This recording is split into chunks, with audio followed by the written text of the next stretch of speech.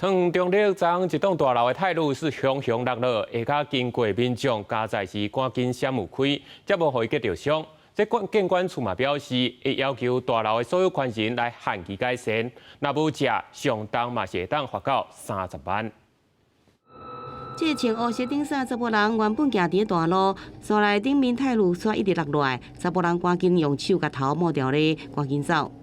有吓到了，哇，很大声的，全部都在那个地上，还好没有掉到它。这大楼泰路落来以外，发生伫2日下晡，地点是伫桃园中立区的龙江路2段。 附近的民众讲，当时泰路落来时阵，也发出真大声音，来到现场也是看到涂骹有泰路的积碎片。 要求建筑物所有权人及使用人限期改善外，并针对修缮的费用，将依公寓大厦管理相关规定予以补助。